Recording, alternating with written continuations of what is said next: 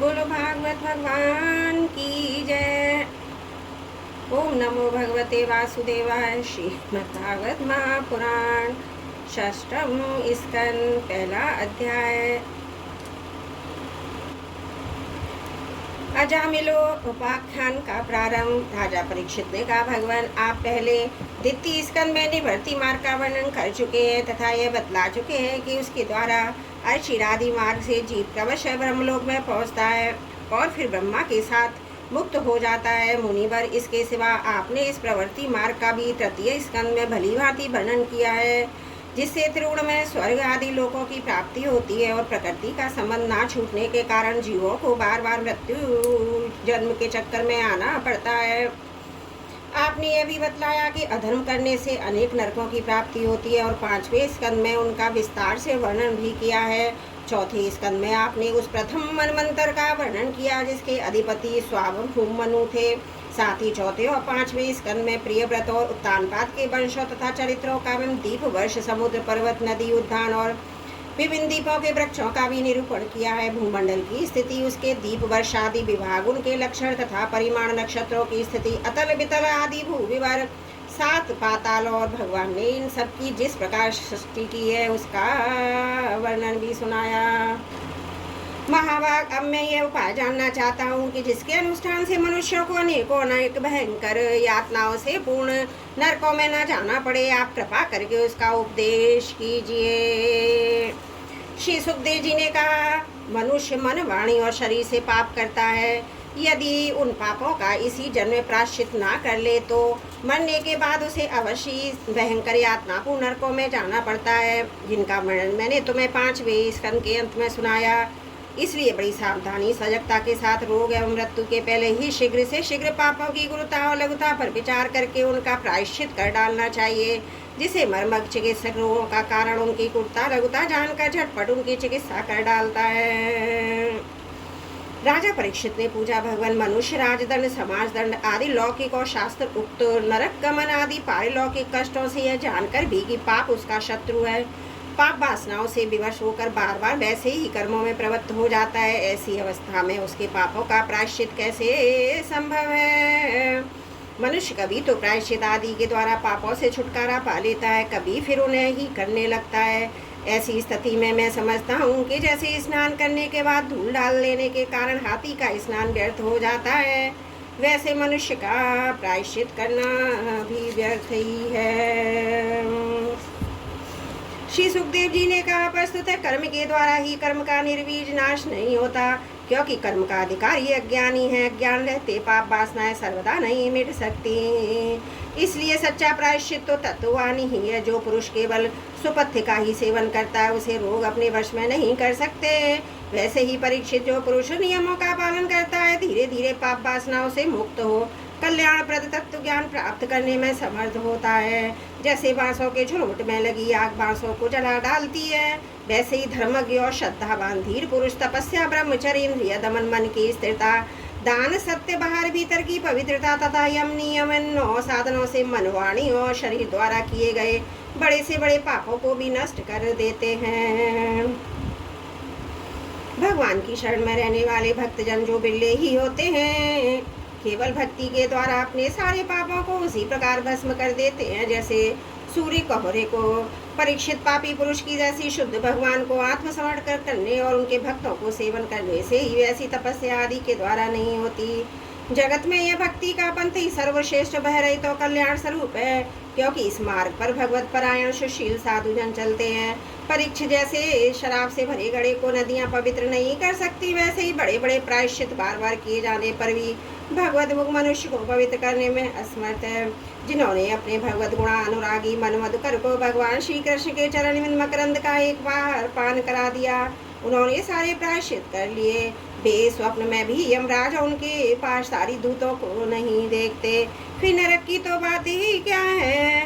परीक्षित, इस विषय में महात्मा लोग एक प्राचीन इतिहास कहा करते हैं, उसमें भगवान विष्णु यमराज के दूतों का संवाद है, तुम मुझसे उसे सुनो। कान्यकुब्ज नगर कन्नौज में एक दासीपति ब्राह्मण रहता था, उसका नाम था अजामिल। दासी के संसर्ग से दूषित होने के कारण उसका सदाचार नष्ट हो चुका था। वह पतित कभी बटोइयों को बांधकर उन्हें लूट लेता, कभी लोगों को जुए के छल से हरा देता, किसी का धन धोखाधड़ी से ले लेता तो किसी का चुरा लेता। इस प्रकार अत्यंत निंदनीय वृत्ति का आश्रय लेकर वह अपने कुटुंब का पेट भरता था, दूसरे प्राणियों को बहुत सताता था। परीक्षित इसी प्रकार वहाँ रहकर दासी के बच्चों का लालन पालन करता रहा। इस प्रकार उसकी आयु का बहुत बड़ा भाग 88 वर्ष बीत गया। बूढ़े अजामिल के 10 पुत्र थे, उनमें सबसे छोटे का नाम था नारायण। माँ बाप उससे बहुत प्यार करते थे। वृद्ध अजामिल ने अत्यंत मोह के कारण अपना संपूर्ण हृदय अपने बच्चे नारायण को सौंप दिया था। वह अपने बच्चे की तोतली बोली सुन सुनकर तथा बाल सुलभ खेल देखकर फूला नहीं समाता था। अजामिल बालक के स्नेह बंधन में बंध गया। जब वह खाता था उसे भी खिलाता, जब पानी पीता तो उसे भी पिलाता। इस प्रकार अतिशय मूढ़ हो गया था। उसे इस बात का पता ही न चला कि मृत्यु मेरे से पर आ पहुंची है। वह मूर्ख इसी प्रकार अपना जीवन बिता रहा था कि मृत्यु का समय आ गया। अब वह अपने पुत्र बालक नारायण के संबंध में ही सोचने विचारने लगा। इतने में ही अजामिल ने देखा कि उसे ले जाने के लिए अत्यंत भयानक 3 यमदूत आए थे। उनके हाथों में फांसी है, मुंह टेढ़े मेढ़े है, शरीर के रोए खड़े हुए हैं। उस समय बालक नारायण वहां से कुछ दूरी पर खेल रहा था। यमदूतों को देखकर अजामिल अत्यंत व्याकुल हो गया। उसने बहुत ऊंचे स्वर से पुकारा, नारायण।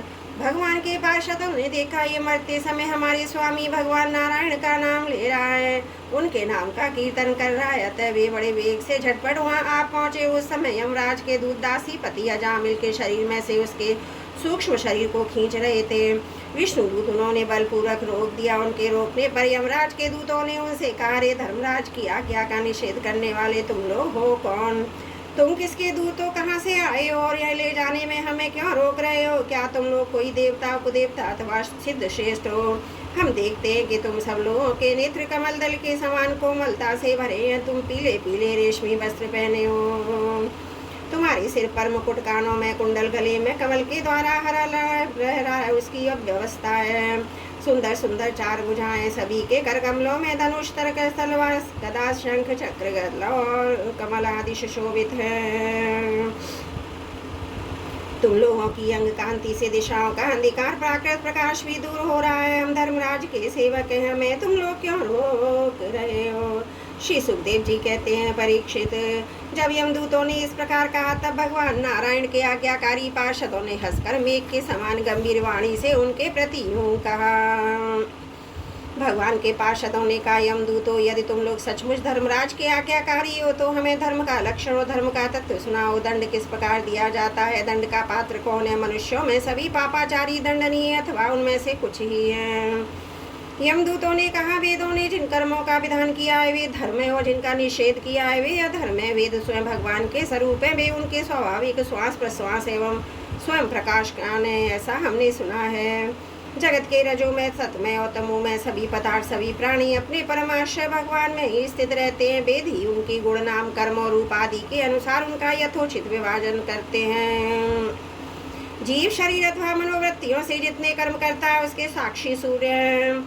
अग्नि, आकाश, वायु, इंद्रिया, चंद्रमा, संध्या, रात, दिन, दिशाएं, जल, पृथ्वी, काला और धर्म, इनके द्वारा धर्म का पता चल जाता है। तब इनके दंड के पात्र का निर्णय होता है। पाप कर्म करने वाले भी सभी मनुष्य अपने अपने कर्मों के अनुसार दंडनीय होते हैं। निष्पाप प्रभु जी, जो प्राणी कर्म करते उनका गुणों से संबंध रहता है, इसलिए सभी ने कुछ पाप और कुछ पुण्य होते हैं। और देहान होकर भी पुरुष कर्म किए बिना रह ही नहीं सकता। इस लोक में तो मनुष्य जिस प्रकार अपना जितना धर्म करता है वह परलोक उसका उतना वैसा ही फल भोगता है।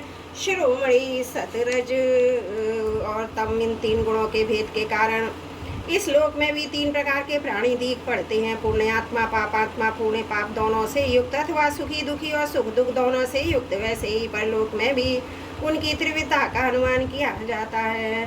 वर्तमान समय ही भूत और भविष्य का अनुमान करा देता है, वैसे ही वर्तमान जन्म के पाप पुण्य भी भूत और भविष्य जन्मों के पाप पुण्य का अनुमान करा देते हैं। हमारे स्वामी अजन्मा भगवान सर्वज्ञ यमराज सबके अंतरकरणों में ही विराजमान है, इसलिए वे अपने मन से ही सबके पूर्व रूपों को देख लेते हैं।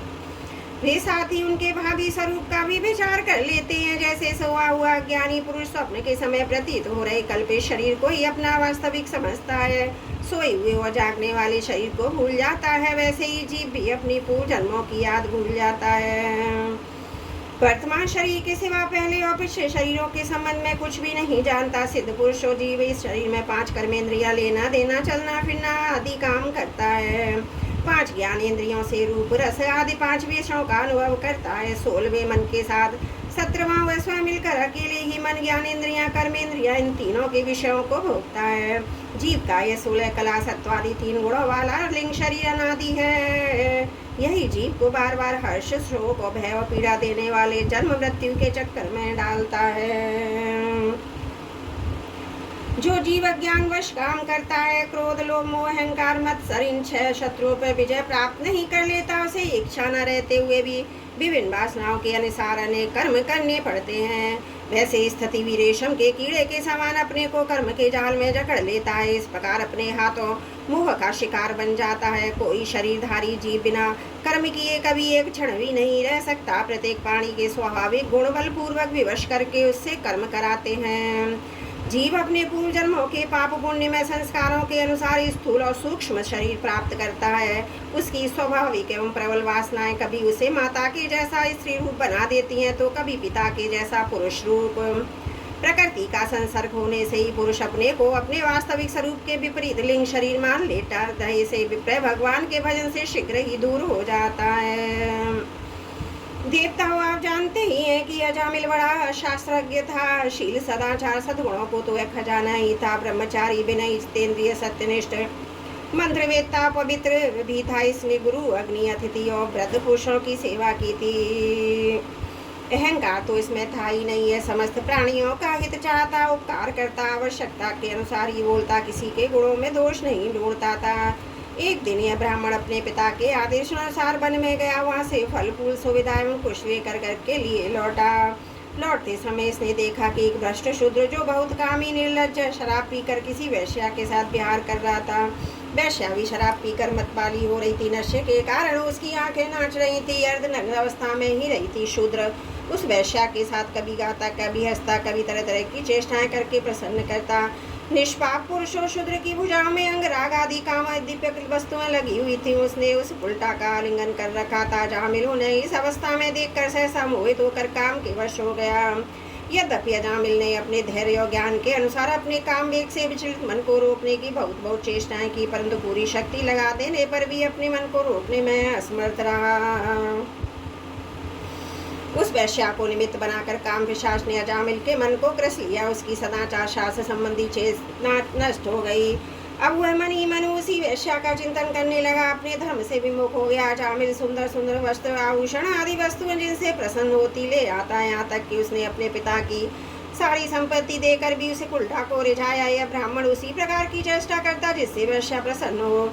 वह स्वच्छंद चारणी उल्टा की तिरछी चितवन ने उनके मन को ऐसा लुभा लिया कि उसने अपनी कुलीन नवयुवती विवाहिता पत्नी तक का परित्याग कर दिया। इसके पाप की भी भला कोई सीमा है। वह कुबुद्धि न्याय से अन्याय से जैसे भी जहाँ कहीं भी धन मिलता वहीं से उठा लाता। उस वैश्या के बड़े कुटुंब का पालन करने में भी वह व्यस्त रहता। इस पापी ने शास्त्र आज्ञा का उल्लंघन करके स्वच्छंद आचरण किया। यह सत्पुरुषों के द्वारा निंदित है। इसने बहुत दिनों तक वैश्या के मल समान पवित्र वन से अपना जीवन व्यतीत किया। इसका सारा जीवन ही पाप में है। इसने अब तक अपने पापों का कोई प्रायश्चित भी नहीं किया। इसलिए अब हम इस पापी को दंड पाणीय भगवान यमराज के पास ले जाएंगे। वहाँ अपने पापों का दंड भोग कर शुद्ध हो जाएगा। बोलो भागवत भगवान की जय। षष्ठम स्कंद प्रथम अध्याय समाप्त। त्रुटियों के लिए क्षमा चाहती हूँ। बोलो भागवत भगवान की जय। षष्ठम स्कंद दूसरा अध्याय। विष्णु दूतों द्वारा भागवत धन निरूपण। अजामिल का परम धाम आगमन। श्री सुखदेव जी कहते हैं, परीक्षित, भगवान के नीति निपुण एवं धर्म का मर्म जानने वाले पार्षदों ने यमदूतों का यह अभिभाषण सुनकर उनसे इस प्रकार कहा। भगवान के पार्षदों ने कहा, यमदूतों, यह बड़े आश्चर्य और खेद की बात है कि धर्म आज्ञा की सभा में अधर्म प्रवेश कर रहा है, क्योंकि वहाँ निरपराध अदंडनीय व्यक्तियों को व्यर्थी दंड दिया जाता है, जो प्रजा के रक्षक हैं, शासक हैं, समदर्शी हैं, परोपकारी हैं। यदि वे ही प्रजा के प्रति विषमता का व्यवहार करने लगे तो फिर प्रजा किसकी शरण लेगी। सत्पुरुषों जैसा आचरण करते हैं, साधारण लोग भी वैसा ही करते हैं। वे अपने आचरण के द्वारा जिस कर्म को धर्मानुकूल प्रमाणित कर देते हैं, लोग उसी का अनुसरण करने लगते हैं। साधारण लोग पशुओं के समान धर्म व अधर्म के स्वरूप न जानकर किसी सत्पुरुष पर विश्वास कर लेते हैं, उसकी गोद में सिर रखकर निर्भय और निश्चिंत हो जाते हैं। वही दयालु सत्पुरुष जो प्राणियों का अत्यंत विश्वास पात्र है और जिसे मित्र भाव से अपना हितैषी समझकर उन्होंने आत्मसमर्पण कर दिया है, उन अज्ञानी जीवों के साथ कैसे विश्वासघात कर सकता है। यमदूतों, इसने कोटि कोटि जन्मों का पाप राशि का पूरा पूरा प्रायश्चित कर लिया है, क्योंकि इसने विवश होकर ही सही भगवान के परम कल्याण में मोक्ष प्रद नाम का उच्चारण तो किया है। जिस समय इसने नारायण 4 अक्षरों का उच्चारण किया, उसी समय केवल उतने से इस पापी के समस्त पापों का प्रायश्चित हो गया। चोर, शराबी, मित्रद्रोही, ब्रह्मघाती, गुरु पत्नी गामी, ऐसे लोगों का संसर्गी, स्त्री, राजा, पिता और गाय को मारने वाला, चाहे जैसा हो चाहे जितना बड़ा पापी हो, सभी के लिए यही इतना ही बड़ा प्रायश्चित है कि भगवान के नामों का उच्चारण किया जाए, क्योंकि भगवान नामों के उच्चारण से मनुष्य की बुद्धि भगवान के गुण लीला स्वरूप में रम जाती है, स्वयं भगवान की उसके प्रति आत्मीय बुद्धि हो जाती है। बड़े बड़े ब्रह्मवादी ऋषियों ने पापों के बहुत से प्रायश्चित कृष्ण, चंद्रायण आदि व्रत बतलाए हैं, परंतु उन प्रायश्चितों से पापी को वैसी जड़ से शुद्धि नहीं होती जैसी भगवान के नामों का उनमें गुम्फित पदों का उच्चारण करने से होती है, क्योंकि वे नाम पवित्र कीर्ति भगवान के गुणों का गान कराने वाले हैं। यदि प्रायश्चित करने के बाद भी मन फिर से कुमार्ग में पाप की ओर दौड़े तो यह चरम सीमा का पूरा पूरा प्रायश्चित नहीं है। इसलिए जो लोग ऐसा प्रायश्चित करना चाहें कि जिसमें पाप कर्मों और वासनाओं की जड़ी उखड़ जाए, उन्हें भगवान के गुणों ही ज्ञान करना चाहिए, क्योंकि उससे चित्त सर्वदा शुद्ध हो जाता है। इसलिए यमदूतों, तुम लोग अजामिल को मत ले जाओ, इतने सारे पापों का प्रायश्चित कर लिया है, क्योंकि इसने मरते समय भगवान के नाम का उच्चारण किया है। बड़े बड़े महात्मा पुरुष यह बात जानते हैं कि संकेत में किसी दूसरे अभिप्राय से, परिहास में, तान अलपाने से अथवा किसी की अवहेलना करने में भी यदि कोई भगवान के नामों का उच्चारण करता है तो उसके सारे पाप नष्ट हो जाते हैं। जो मनुष्य गिरते समय, पैर फिसलते समय, अंग भंग होते समय, सांप के डसने से, आग में जलते चोट लगते भी विश्वास से हरि हर कहकर भगवान के उच्चारण कर लेता है, वह हम यातना का पात्र नहीं रह जाता। महर्षियों ने जानबूझकर बड़े पापों के लिए बड़े और छोटे पापों के लिए छोटे प्रायश्चित बतलाए हैं। इसमें संदेह नहीं है कि उन तपस्या, दान, जप और पश्चातापों के द्वारा भी पाप नष्ट हो जाते हैं, परंतु उन पापों से मलिन हुआ उसका हृदय शुद्ध नहीं होता। भगवान के चरणों की सेवा से वह शुद्ध हो जाता है। यमदूतों, जैसे जान और अनजाने में ईंधन से अग्नि का स्पर्श हो जाए तो भस्म हो ही जाता है, वैसे ही जान पूछ कर या अनजान में भगवान के नामों का संकीर्तन करने से मनुष्य के सारे पाप भस्म हो जाते हैं। जैसे कोई परम शक्तिशाली अमृत को उसका गुण न जानकर अनजाने में भी पी ले तो भी वह अवश्य पीने वाले को अमर बना देता है, वैसे ही अनजान में उच्चारण करने पर भी भगवान का नाम अपना फल देकर ही रहता है। वस्तु शक्ति श्रद्धा की अपेक्षा नहीं करती। श्री सुखदेव जी कहते हैं, राजन, इस प्रकार भगवान के पार्षदों ने भागवत धर्म का पूरा पूरा निर्णय सुना दिया और जामिल को यमदूतों के पास से छुड़ाकर मृत्यु के मुख से बचा लिया। प्रिय परीक्षित, पार्षदों की यह बात सुनकर यमदूत यमराज के पास गए, उन्हें सारा वृतांत ज्यों का त्यों सुना दिया। अजामिल यमदूतों के फंदे से छूटकर निर्भय और स्वस्थ हो गया। उसने भगवान के पार्षदों के दर्शन जनित आनंद में मगन होकर उन्हें सिर झुकाकर प्रणाम किया। निष्पाप परीक्षित, भगवान के पार्षदों ने देखा कि अजामिल कुछ कहना चाहता है, तब भी सहसा उसके सामने वहीं अंतर ध्यान हो गए। इस अवसर पर अजामिल ने भगवान के पार्षदों से विशुद्ध भागवत धर्म यमदूतों के मुख से वेदों के सगुण प्रवृत्ति विषयक धर्म का श्रवण किया था। सर्व पापाहारी भगवान की महिमा सुनने से अजामिल के हृदय में शीघ्र ही भक्ति का उदय हो गया। तब उसे अपने पापों को याद करके बड़ा पश्चाताप होने लगा। अजामिल मन ही मन सोचने लगा, अरे मैं कैसा इंद्रियों का दास हूँ। मैंने एक दासी के गर्भ से पुत्र उत्पन्न करके अपना ब्राह्मणत्व नष्ट कर दिया। यह बड़े दुख की बात है। धिक्कार है मुझे, बार बार धिक्कार है। मैं संतों के द्वारा निंदित तो पापात्मा हूँ। मैंने अपने कुल में कलंक का टीका लगा दिया। हाय हाय, मैंने अपनी सती अबोध पत्नी का परित्याग कर दिया। शराब पीने वाली उल्टा का संसर्ग किया। मैं कितना नीच हूँ। मेरे माँ बाप बूढ़े और तपस्वी थे, वे सर्वदा असहाय थे। उनकी शुश्रूषा करने वाला कोई नहीं था। मैंने उनका भी परित्याग कर दिया। और मैं कितना कृतज्ञ हूँ। मैं अब अवश्य भगवान के भयानक नरक में भगवान मुझे गिराएंगे, जिसमें गिरकर धर्मघाती पापात्मा कामी पुरुष अनेकों प्रकार की यातना भोगते हैं। मैंने अभी तो अद्भुत दृश्य देखा। क्या यह स्वप्न है अथवा जागृत अवस्था का ही प्रत्यक्ष अनुभव है? अभी अभी तो हाथों में फंदा लेकर मुझे खींच रहे थे। मैं कहाँ चले गए? अभी अभी ये मुझे अपने फंदों में फंसाकर पृथ्वी के नीचे ले जा रहे हैं। परंतु चार अत्यंत सुंदर सिद्धों ने आकर मुझे छुड़ा लिया। वे अब कहाँ चले गए? यद्यपि मैं इस जन्म का महापापी हूँ, फिर भी मैंने पूर्व जन्मों में अवश्य शुभ कर्म किए होंगे, तभी तो मुझे इन श्रेष्ठ देवताओं के दर्शन हुए। उनकी स्मृति से मेरा हृदय अब भी आनंद से भर रहा है। मैं कुलटागामी अत्यंत अपवित्र हूँ। यदि पूर्व जन्म में मैंने पूर्ण न किए होते तो मरने के समय मेरी जीभ भगवान के मनमोहक नाम का उच्चारण कैसे कर पाती? कहाँ तो मैं काम महाकपटी पापी निर्लज और ब्रह्म तेज को नष्ट करने वाला, तथा वहाँ भगवान का परम मंगलमय नारायण नाम सचमुच मैं तो कृतार्थ हो गया। मैं अपने मन इंद्रिय प्राणों का वश में करके ऐसा प्रयत्न करूंगा कि फिर अपने को घोर अंधकार में नरक में डालूं। अज्ञानवश मैंने अपने को शरीर समझकर उसके लिए बड़ी बड़ी कामनाएं की हैं। उनकी पूर्ति के लिए अनेकों कर्म किए, उन्हीं का फल है बंधन। अब मैं इसे काट कर समस्त प्राणियों का हित करूंगा, वासनाओं को शांत कर दूंगा, सबसे मित्रता का व्यवहार करूंगा, दुखियों पर दया करूंगा, पूरे संयम के साथ रहूंगा। भगवान की माया ने स्त्री का रूप धारण करके मुझ अदम को फांस लिया। क्रीड़ावर की भांति मुझे बहुत नाच नचाया। अब मैं अपने आप को उस माया से मुक्त करूंगा। मैंने सत्य वस्तु परमात्मा को पहचान लिया है। तब मैं शरीर आदि में मैं और मेरे का भाव छोड़कर भगवान नाम के कीर्तन आदि से अपने को मन को शुद्ध करूंगा, उसे भगवान में लगाऊंगा। श्री सुखदेव जी कहते हैं, परीक्षित उन भगवान के पार्षद महात्माओं का केवल थोड़ी ही देर के लिए सत्संग हुआ था। इतने से ही अजामिल के चित्त में संसार के प्रति तीव्र वैराग्य हो गया। वे सबके संबंधों मोह को छोड़कर हरिद्वार चले गए।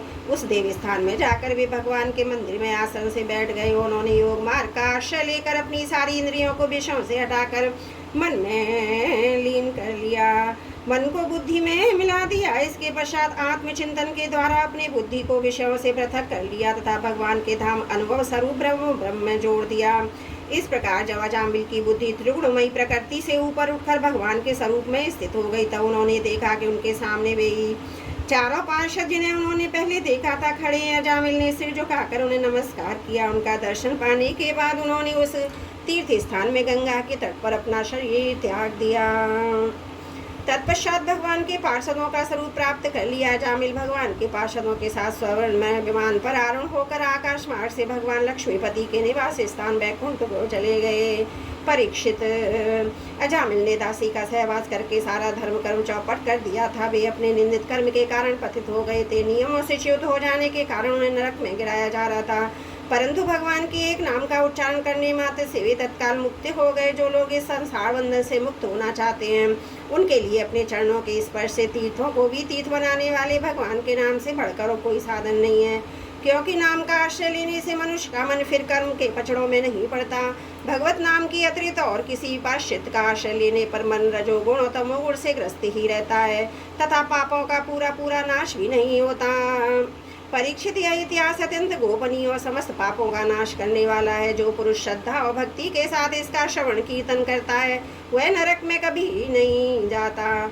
यमराज के दूत तो आंख उठाकर उसकी ओर देखते नहीं सकते। उसका पुरुष का जीवन चाहे पाप में ही क्यों ना हो, बैकुंठ लोक में उसकी पूजा होती है। परीक्षित देखो, अजामिल जैसे पापी ने मृत्यु के समय पुत्र के बहाने भगवान के नाम का उच्चारण किया, उसे भी बैकुंठ की प्राप्ति हो गई। फिर जो लोग श्रद्धा के साथ भगवत नाम का उच्चारण करते हैं, उनकी तो बात ही क्या है। बोलो भागवत भगवान की जय। षष्ठम इसका दूसरा अध्याय समाप्त। त्रुटियों के लिए क्षमा प्रार्थी हूँ। बोलो भागवत भगवान की जय। षष्ठमी स्कंद, तीसरा अध्याय, यम और यमदूतों का सम्मान।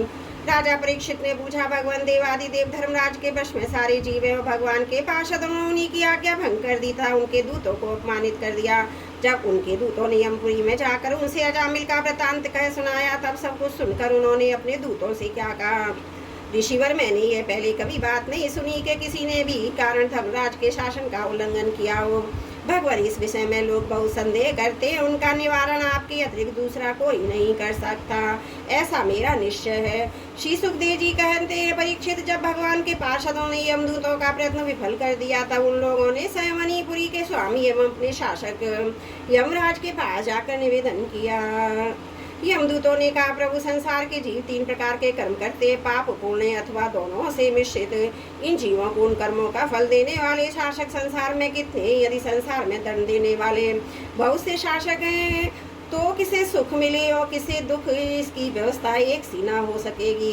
संसार में कर्म करने वालों के अनेक होने के कारण यदि उनके शासक भी अनेक हो, तो उन शासकों का शासक भला नाम मात्र का ही होगा।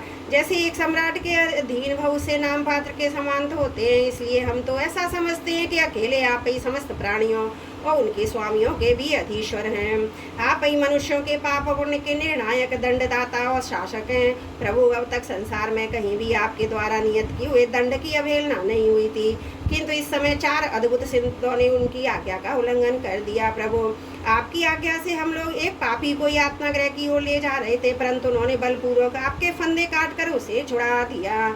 हम आपसे उनका रहस्य जानना चाहते हैं, यदि आप हमें सुनने का अधिकारी समझें तो कहें। प्रभु, बड़े ही आश्चर्य की बात हुई है। इधर तो अजामिल के मुंह से नारायण शब्द निकला, उधर भी डरो मत कहते हुए झटपट वहां पहुंचे। श्री सुखदेव जी कहते, जब दूतों ने इस प्रकार प्रश्न किया, तब देवो शिरोमणि प्रजा के शासक भगवान यमराज ने प्रसन्न होकर श्री हरि के चरण कमलों का स्मरण करते हुए उनसे कहा। यमराज ने कहा, दूतों, मेरे अतिरिक्त एक और ही चराचर जगत के स्वामी हैं। उन्हीं में यह संपूर्ण जगत सूत में वस्त्र के समान ओतप्रोत है। उन्हीं के अंश ब्रह्मा, विष्णु और शंकर इस जगत की उत्पत्ति, स्थिति और प्रलय करते हैं। उन्हीं ने इस सारे जगत को नथे हुए बैल के समान अपने अधीन कर रखा है। मेरे प्यारे दूतों, जैसे किसान अपने बैलों को पहले छोटी छोटी रस्सियों में बांध कर फिर उन रस्सियों को भी एक बड़ी आड़ी रस्सी बांध लेते हैं, वैसे ही जगदीश्वर भगवान ने भी ब्राह्मणादि वर्ण और ब्रह्मचर्य आदि आश्रम रूप छोटी छोटी नाम की रस्सियों में बांध कर फिर सब नामों को वेदवाणी रूप बड़ी रस्सी में बांध रखा है। इस प्रकार सारे जीव नाम और कर्म रूप बंधन में बंधे हुए भयभीत होकर उन्हें ही अपना सर्वस्व भेंट कर रहे हैं। दूतों में इंद्र, नियति, वरुण, चंद्रमा, अग्नि, शंकर, वायु, सूर्य, ब्रह्मा, 12 आदित्य, विश्व देवता, 8 वसु, 7 49 मरुत, सिद्ध, 11 रुद्र, रजोगुण तमोगुण से रहित भृगु आदि प्रजापति और बड़े बड़े देवता सबके सब सत्य प्रदान होने पर भी उनकी माया अधीन है, तथा भगवान कब क्या किस रूप में करना चाहते इस बात को नहीं जानते। तब दूसरों की तो बात ही क्या है। दूतों, जिस प्रकार घटपट आदि रूपान पदार्थ अपने प्रकार के नेत्र को नहीं देख सकते, वैसे ही अंतकरण में अपने साक्षी रूप से स्थित परमात्मा को कोई भी प्राणी इंद्रिय, मन, प्राण, हृदय, वाणी आदि किसी भी साधनों के द्वारा नहीं जान सकता। वे प्रभु सबके स्वामी स्वयं परम स्वतंत्र हैं। उन्हीं मायापति पुरुषोत्तम के दूत उन्हीं के समान परम मनोहर रूप, गुण और स्वभाव से संपन्न होकर इस लोक में प्राय विचरण किया करते हैं। विष्णु भगवान के सुरपूजित एवं परम अलौकिक पार्षदों का दर्शन बड़ा दुर्लभ है। वे भगवान के भक्तजनों को उनकी शत्रुओं से, मुझसे और अग्नि आदि सब विपत्तियों से सर्वदा सुरक्षित रखते हैं। स्वयं भगवान ने धर्म की मर्यादा का निर्माण किया, उसे ना तो ऋषि जानते ना देवता या सिद्धगण। ऐसी स्थिति में मनुष्य विद्याधर, चारण, असुर आदि जो जान ही कैसे सकते हैं। भगवान के द्वारा निर्मित भागवत धर्म परम शुद्ध, अत्यंत गोपनीय, उसे जानना बहुत ही कठिन है। जो उसे जान लेता है वह भगवत स्वरूप को प्राप्त हो जाता है। दूतों, भागवत धर्म का रहस्य हम 12 व्यक्ति ही जानते हैं। ब्रह्मा जी, देवर्षि नारद, भगवान शंकर, सनत कुमार, कपिल देव, स्वावंभु, मनु, प्रहलाद, जनक, भीष्म पितामह, बलि, सुखदेव जी और मैं धर्मराज। इस जगत में जीवों के लिए बस यही सबसे बड़ा कर्तव्य परम धर्म है कि वे नाम संकीर्तन करके उपायों से भगवान के चरण में भक्ति भाव प्राप्त कर लें। प्रिय दूतों, भगवान के नाम उच्चारण की महिमा तो देखो। अजामिल जैसा पापी भी एक बार नाम उच्चारण करने में से मृत्यु पास से छुटकारा पा गया। भगवान के गुण लीला और नामों का भली भांति कीर्तन मनुष्यों के पापों का सर्वदा विनाश कर दे। यह कोई बहुत बड़ा फल नहीं है, क्योंकि अत्यंत पापी अजा मिलने मरने के समय चंचल चित्त से अपने पुत्र का नाम नारायण उच्चारण किया। इस नाम आवास मात्र से ही उसके सारे पाप तो क्षीण हो गए, मुक्ति की प्राप्ति भी हो गई। बड़े बड़े विद्वानों की बुद्धि कभी भगवान की माया से मोहित हो जाती, वे कर्मों के मीठे मीठे फलों का वर्णन करने वाली अर्थवाद रूपणी वेदवाणी में ही मोहित हो जाते हैं। यज्ञ आदि बड़े बड़े कामों में ही संलग्न रहते हैं तथा इस सुगम भगवान नाम की महिमा को नहीं जानते। यह कितने खेद की बात है। प्रिय दूतों, बुद्धिमान पुरुष इस विचार कर भगवान अनंत में ही संपूर्ण अंतकरण से अपना भक्तिभाव स्थापित करते हैं। वे मेरे दंड के पात्र नहीं है। पहली बात तो है कि वे पाप करते ही नहीं है, परंतु यदि कदाचित संयोगवश कोई पाप बन भी जाए तो उसे भगवान का गुणगान तत्काल नष्ट कर देता है। जो समदर्शी साधु भगवान को ही अपना साध्य और साधन दोनों समझकर उन पर निर्भर है, बड़े बड़े देवता और सिद्ध उनके पवित्र चरित्रों का प्रेम से गान करते रहते हैं। मेरे दूतों, भगवान की गदा उनकी सदा रक्षा करती रहती है। उनके पास तुम लोग कभी भूल कर भी मत फटकना। उन्हें दंड देने की सामर्थ्य ना हम में है, ना साक्षात काल में ही है। बड़े बड़े परमहंस दिव्य रस के लोभ से संपूर्ण जगत और शरीर आदि से भी अपनी अहंता ममता हटाकर अकिंचन होकर निरंतर भगवान मुकुंद के पाद अरविंद का मकरंद रस पान करते रहते हैं। जो दुष्ट उस दिव्य रस से विमुख हैं और नरक के दरवाजे घर गृहस्थी की तृष्णा का बोझा बांध कर उसे ढो रहे हैं, उन्हीं को मेरे पास बार बार लाया करो। जिनकी जीभ भगवान के गुणों नामों का उच्चारण नहीं करती, जिनका चित्त उनके चरणाविंदों का चिंतन नहीं करता, जिनका सिर एक बार भी भगवान श्री कृष्ण के चरणों में नहीं झुकता, उन भगवत सेवा विमुख पापियों को ही मेरे पास लाया करो। आज मेरे दूतों ने भगवान के पार्षदों का अपराध करके स्वयं भगवान का ही तिरस्कार किया है।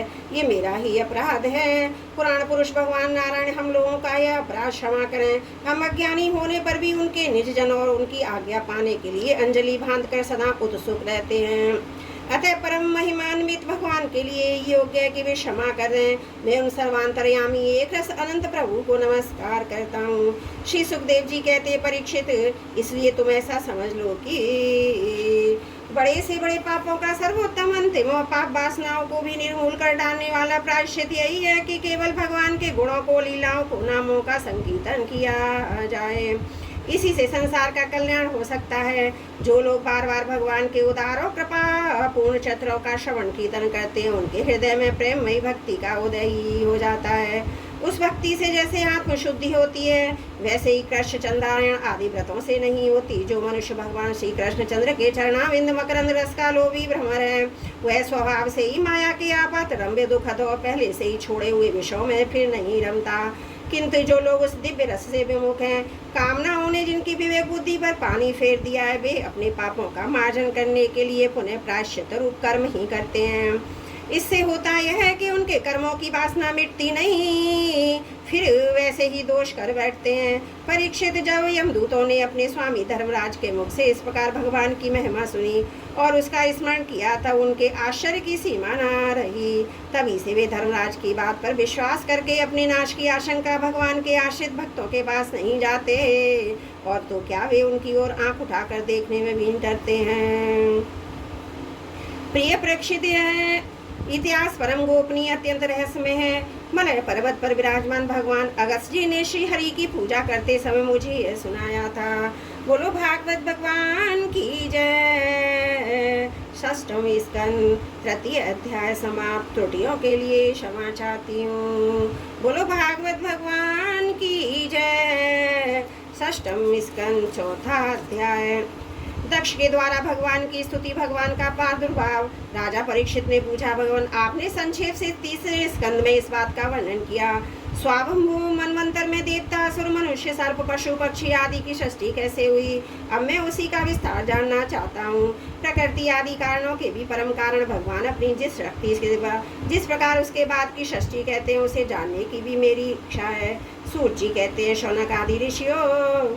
परम योगी व्यास नंदन श्री सुखदेव जी ने राशि परीक्षित का यह सुंदर प्रश्न सुनकर उनका अभिनंदन किया। और इस प्रकार कहा।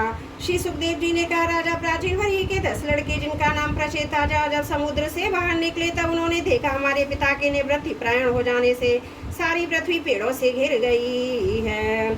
उन्हें वृक्षों पर बड़ा क्रोध आया। उनके तपोबल ने मानो क्रोध की आग में आहुति ही डाल दी। बस उन्होंने वृक्षों को जला डालने के लिए अपने मुख से वायु और अग्नि की सृष्टि की। परीक्षित जब प्रचेताओं को छोड़ी हुई अग्नि वायु उन वृक्षों को जलाने लगी, तब वृक्षों के राजाधिकार चंद्रमा ने उनका क्रोध शांत करते हुए कहा, महाभाग्यवान प्रचेताओं, ये वृक्ष बड़े दीन हैं, आप लोग इनसे द्रोह मत कीजिए, क्योंकि आप तो प्रजा की अभिवृद्धि करना चाहते हैं और सभी जानते हैं कि आप प्रजापति हैं। महात्मा प्रचेताओं, प्रजापतियों के अधिपति अविनाशी भगवान श्री हरि ने संपूर्ण वनस्पतियों औषधियों को प्रजा के हितार्थ उनके खान पान के लिए बनाया है। संसार में पंखों से उड़ने वाले चर प्राणियों के भोजन फल पुष्प आदि अचल पदार्थ है। पैर से चलने वालों की घास आदि, बिना पैर वाले बदन वो भोजन करते हैं। हाथ वालों के वृक्ष लता आदि, बिना हाथ वाले और 2 पैर वाले मनुष्य आदि के लिए धान गेहूं अन्न भोजन है। 4 पैर वाले बैल ऊंट आदि खेती प्रवृत्ति के द्वारा अन्न की उत्पत्ति में सहायक है। निष्पाप प्रचेताओं, आपके पिता और देवादिदेव भगवान ने आप लोगों को यह आदेश दिया कि प्रजा की सृष्टि करो। ऐसी स्थिति में आप वृक्षों को जला डालें, यह कैसे उचित हो सकता है? आप लोग अपना क्रोध शांत करें, अपने पिता पितामह परपितामह आदि के द्वारा सेवित सत्पुरुषों के मार्ग का अनुसरण करें। जैसे माँ बाप बालकों की पलकें नेत्रों के, पति की पत्नी की, ग्रस्त भिक्षकों की और ज्ञानी अज्ञानियों की रक्षा करते हैं और उनका हित चाहते हैं, वैसे ही प्रजा की रक्षा और हित का उत्तरदायी राजा होता है। प्रचेताओं, समस्त प्राणियों के हृदय में सर्वशक्तिमान भगवान आत्मा के रूप में विराजमान है, इसलिए आप लोग सभी को भगवान का निवास स्थान समझें। यदि आप ऐसा करेंगे तो भगवान को प्रसन्न कर लेंगे। जो पुरुष हृदय के उबलते हुए भयंकर क्रोध को आत्मविचार के द्वारा शरीर में ही शांत कर लेता है, बाहर नहीं निकलने देता, वह काल कर्म से तीनों गुणों पर विजय प्राप्त कर लेता है। प्रचेताओं, इन दीनहीन वृक्षों को और न जलाइए, जो कुछ बच रहे हैं उनकी रक्षा कीजिए, इससे आपका भी कल्याण होगा। इस श्रेष्ठ कन्या का पालन इन वृक्षों ने ही किया है, इसे आप लोग पत्नी के रूप में स्वीकार कीजिए। परीक्षित बलवस्तियों के द्वारा चंद्रमा प्रजेताओं को इस प्रकार समझा बुझा कर उन्हें प्रमलोचा अप्सरा की सुंदरी कन्या दे दी और वहां से चले गए। प्रचेताओं ने धर्म अनुसार उसका पाणी ग्रहण किया। उन्हीं प्रचेताओं के द्वारा उस कन्या के गर्भ से प्राचेतस दक्ष की उत्पत्ति हुई। फिर दक्ष की प्रजा सृष्टि में तीनों लोग भर गए। इनका अपनी पुत्रियों पर बड़ा प्रेम था। उन्होंने जिस प्रकार अपने संकल्प और वीर से विविध प्राणियों की सृष्टि की, वह मैं सुनाता हूँ, तुम सावधान होकर सुनो। परीक्षित, पहले प्रजापति दक्ष ने जल, थल और एक आकाश में रहने वाले देवता, असुर, मनुष्य आदि प्रजा की सृष्टि अपने संकल्प से की थी। जब उन्होंने देखा यह सृष्टि बढ़ नहीं रही है, तब उन्होंने विंध्याचल के निकटवर्ती पर्वतों पर जाकर बड़ी घोर तपस्या की। वहाँ एक अत्यंत श्रेष्ठ तीर्थ है, उसका नाम है अघमर्षण। यह सारे पापों को धोबाता है। प्रजापति दक्ष उस तीर्थ में त्रिकाल स्नान करते हुए तपस्या के द्वारा भगवान की आराधना करते। प्रजापति दक्ष ने इंद्रियातीत भगवान की हंस नामक स्रोत से स्तुति की। उसी से भगवान उन पर प्रसन्न हुए और मैं तुम्हें स्तुति सुनाता हूँ। दक्ष प्रजापति ने इस प्रकार स्तुति की, भगवान आपकी अनुभूति, आपकी चित्त शक्ति अमोघ है। आप जीव प्रकृति से परे उनके नियंता, उन्हें सत्ता स्फूर्ति देने वाले हैं। जिन जीवों ने त्रिगुणमयी सृष्टि को ही वास्तविक सत्य समझ रखा है, वे आपके स्वरूप का साक्षात्कार नहीं कर सके, क्योंकि आप तक किसी भी प्रकार की पहुंच नहीं है। आपकी कोई अवधि, कोई सीमा नहीं है। आप स्वयं प्रकाश पर हैं।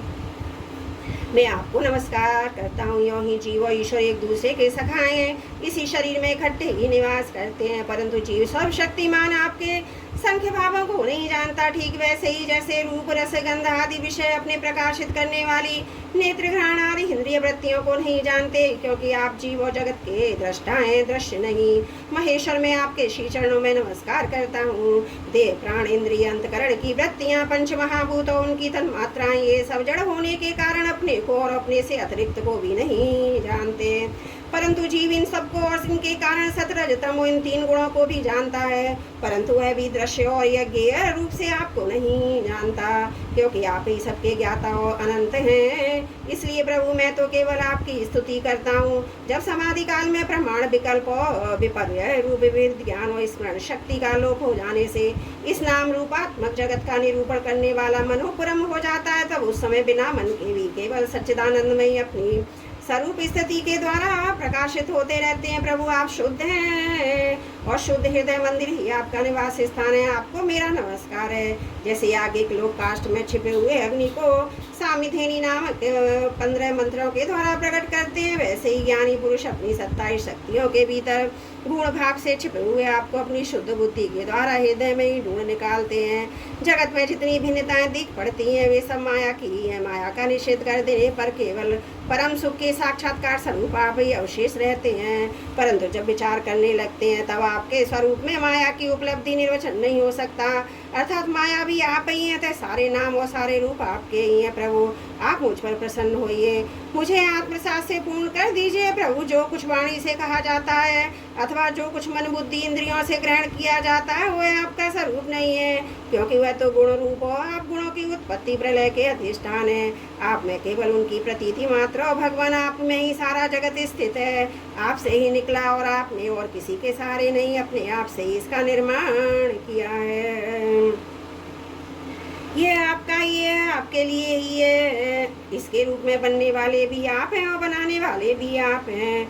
बनाने की विधि भी आप ही हैं, आप ही सबसे काम लेने वाले हैं। जब कार्य और कारण का भेद नहीं था तब भी आप स्वयं सिद्ध स्वरूप से स्थित थे, इसी से आप सबके कारण भी हैं। सच्ची बात तो है कि आप जीव जगत के भेद और स्वगत भेद से सर्वदा रहित एक अद्वितीय हैं। आप स्वयं ब्रह्म हैं। आप मुझ पर प्रसन्न हो प्रभु। आपको ही शक्तियाँ वादी प्रतिवादियों के विवाद और संवाद एक मत का ही विषय नहीं होती, उन्हें बार बार मोह में डाल दिया करती हैं। अनंत अपाकृत कल्याण गुणों गणों से युक्त है, उन स्वयं अनंत हैं। मैं आपको नमस्कार करता हूँ भगवान। आप उपासक लोग कहते हैं कि हमारे प्रभु हस्तपाद आदि से युक्त साकार विग्रह हैं। सांख्यवादी कहते हैं कि भगवान हस्तपाद आदि विग्रह से रहित निराकार हैं। यद्यपि इस प्रकार वे एक ही वस्तु के दो परस्पर विरोधी धर्मों का वर्णन करते हैं, परंतु फिर भी उसमें विरोध नहीं है, क्योंकि दोनों एक ही परम वस्तु में स्थित हैं। बिना आधार के हाथ पैर आदि का होना संभव नहीं और निषेध की भी कोई ना कोई अवधि होती नहीं। आप वही आधार निषेध की अवधि है, इसलिए आप साकार निराकार दोनों ही अविरुद्ध पर ब्रह्म है। प्रभु आप अनंत हैं। आपका ना तो कोई प्राकृत नाम है और ना कोई प्राकृत रूप, फिर भी जो आपके चरण कमलों का भजन करते हैं उन पर अनुग्रह करने के लिए आप अनेक रूपों में प्रकट होकर अनेक लीलाएं करते हैं तथा उन रूपों और लीलाओं के अनुसार अनेकों नाम धारण कर लेते हैं। परमात्मा नाम मुझ पर कृपा प्रसाद कीजिए। लोगों की उपासनाएं प्राय साधारण कोटि की होती हैं, अतः आप सबके हृदय में रहकर उनकी भावना के अनुसार भिन्न भिन्न देवताओं के रूप में प्रतीत होते रहते हैं। ठीक वैसे ही जैसे हवा गंध का आश्रय लेकर सुगंधित प्रतीत होती है परंतु वास्तव में सुगंधित नहीं होती, ऐसे सबकी भावनाओं का अनुसरण करने वाले प्रभु मेरी अभिलाषा पूर्ण करें। श्री सुखदेव जी कहते हैं, परीक्षित, विंध्याचल के अघमर्षण तीर्थ में जब प्रजापति दक्ष ने इस प्रकार स्तुति की तब भक्त वत्सल भगवान उनके सामने प्रकट हो गए। उस समय भगवान गरुड़ के कंधों पर चरण रखे हुए थे। विशाल हष्ट पुष्ट 8 भुजाएं, उनमें शंख चक्र गदाएं तलवार ढाल बाण धनुष पाश आदि धारण किए हुए थे। वर्षाकालीन मेघ के समान श्यामल शरीर पर पीताम्बर फहरा रहा था। मुखमंडल प्रफुल्लित था। नेत्रों से प्रसाद की वर्षा हो रही थी। घुटनों तक बनमाला लटक रही थी। वक्षस्थल पर सुनहरी रेखा श्रीवत्स चिन्ह और गले में कौस्तुभ मणि जगमगा रही थी। बहुमिल किरीट कंकन मकराकृत कुंडल करधनी अंगूठी घड़े नूपुर और बाजूबंद अपने अपने स्थान पर सुशोभित थे। त्रिभुवनपति भगवान ने त्रिलोक्य में रूप धारण कर रखा था। नारद नंद सुनंद आदि पार्षद उनके चारों ओर खड़े थे। इंद्र आदि देवेश्वर गण स्तुति कर रहे थे और सिद्ध गंधर्व और चारण भगवान के गुणों का गान कर रहे थे। यह अत्यंत आश्चर्य और अलौकिक रूप देखकर दक्ष प्रजापति कुछ सहम गए। प्रजापति दक्ष ने आनंद से भरकर भगवान के चरणों में साष्टांग प्रणाम किया। जैसे झरनों के जल से नदियां भर जाती हैं, वैसे ही परमानंद के उद्रेक से उनकी एक एक इंद्रिया भर गई। आनंद परवश हो जाने के कारण वे कुछ भी बोल न सके। परीक्षित प्रजापति दक्ष अत्यंत नम्रता से झुककर भगवान के सामने खड़े हो गए। भगवान सबके हृदय की बात जानते ही उन्होंने दक्ष प्रजापति की भक्ति और प्रजावृद्धि की कामना देखकर उनसे यूं कहा। श्री भगवान ने कहा, परम भाग्यवान दक्ष, अब तुम्हारी तपस्या सिद्ध हो गई है, क्योंकि मुझ पर श्रद्धा करने से तुम्हारे हृदय में मेरे प्रति परम प्रेम भाव का उदय हो गया है। प्रजापति, तुमने इस विश्व की वृद्धि के लिए तपस्या की, इसलिए मैं तुम पर प्रसन्न हूँ, क्योंकि यह मेरी ही इच्छा है कि जगत के समस्त प्राणी अभिवृद्ध और समृद्ध हों। ब्रह्मा शंकर तुम्हारे जैसे प्रजापति, स्वावंभू आदि मनु तथा इंद्रादि देवेश्वर, ये सब मेरी विभूतियां हैं। ये सभी प्राणियों की अभिवृष्टि करने वाले हैं। ब्रह्मन तपस्या मेरा हृदय, विद्या शरीर है, कर्म आकृति है, ये यज्ञ अंग है, धर्म मन है और देवता प्राण है। जब यह सृष्टि नहीं थी तब केवल मैं ही था, और वह भी निष्क्रिय रूप में, बाहर भीतर कहीं भी और कुछ ना था। ना तो कोई दृष्टा था ना दृश्य, मैं केवल ज्ञान स्वरूप और अव्यक्त था। ऐसा समझ लो मानो सब और सुषुप्त ही सुषुप्त छा रही थी। प्रिय दक्ष, मैं अनंत गुणों का आधार स्वयं अनंत हूँ। जब गुणमयी माया के शोम से यह ब्रह्मांड शरीर प्रकट हुआ, तब इसमें अयोनिज आदि पुरुष ब्रह्मा उत्पन्न हुए। जब मैंने उनमें शक्ति और चेतना का संचार किया, तब देव शिरोमणि ब्रह्मा सृष्टि करने के लिए अद्भुत हुए, परंतु उन्होंने अपने को सृष्टिकार में असमर्थ पाया। उस समय मैंने आज्ञा दी कि तप करो, तब उन्होंने घोर तपस्या की। उस तपस्या के प्रवास से पहले तुम 9 प्रजापतियों की सृष्टि की। प्रिय दक्ष, देखो ये पंचजन्य प्रजापति की कन्या असिकनी है, इसे तुम अपनी पत्नी के रूप में ग्रहण करो। अब तुम ग्रस्तोचित स्त्री सहवास रूप धर्म को स्वीकार करो, अस्परी भी उसी धर्म को स्वीकार करेगी, तब तुम इसके द्वारा बहुत सी प्रजा उत्पन्न कर सकोगे। प्रजापति, अब तक तो मैंने मानसी सृष्टि होती थी, परंतु अब तुम्हारे पास सारी प्रजा मेरी माया से स्त्री पुरुष के सहयोग से उत्पन्न होगी तथा मेरी सेवा में तत्पर रहेगी। श्री सुखदेव जी कहते हैं, विश्व के जीवन दाता भगवान श्री हरि यह कहकर दक्ष के सामने ही इस प्रकार अंतर ध्यान हो गए, जैसे स्वप्न में देखी हुई वस्तु स्वप्न टूटते ही लुप्त हो जाती है। बोलो भागवत भगवान की जय। षष्ठम स्कंद, चौथा अध्याय समाप्त। त्रुटियों के लिए क्षमा चाहती हूँ।